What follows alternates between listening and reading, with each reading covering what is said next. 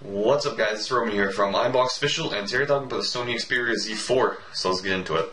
So the Xperia Z3 has been out for quite a while now, and everyone's been speculating the upcoming device, so in this case the Xperia Z4. It was supposed to launch like last week at CES, but apparently it didn't, so everyone's been pointing towards that it'll launch at Mobile World Congress in March, which goes from like March 2nd to March 5th in Barcelona, so in about 2 months from now. That's just been the speculated release date, and that's most likely when it's going to launch. Moving on price-wise, should stay relatively the same price as the Xperia Z3 was, so around $749 Canadian unlocked, or $199 on the 2-year term, with like Bell, Rogers, AT&T, Sprint, T-Mobile, like any of those companies, 2 years for like $199. Spec-wise, it's apparently going to have a Quad HD display with a resolution of 2560 by 1440, which is a very high resolution display, and one of the better displays out there right now.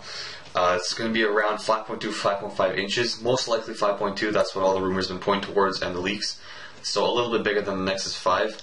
And it's also going to feature shatterproof glass, so I don't know how that's going to work, but apparently it's going to feature that. Moving on, it's also apparently going to have a 64-bit 2.8 GHz Snapdragon 810 CPU, which is a octa-core CPU, which is also very impressive. And it's going to come along with 4 GB of RAM. So pretty much this phone will be apparently better than like my computer. It's also going to come with 32 GB storage along with micro SD expansion, so you can just plug in a SIM card and get to like 256 gigs. I don't know what the biggest SD card is, I think 128. Moving on to software, it's going to run obviously Android 5. There's been leaks that by Sony that it's going to run Android 5, along with their custom Sony UI, which is like those little circles and stuff, the little circle icons and stuff like that. But design-wise, it's going to be relatively similar to the Z3 and the previous generations. It's going to have like a kind of rectangular shape, but it's going to be more rectangular, so more sharp. It's going to be like a glossy metal frame, and as I said, more rectangular.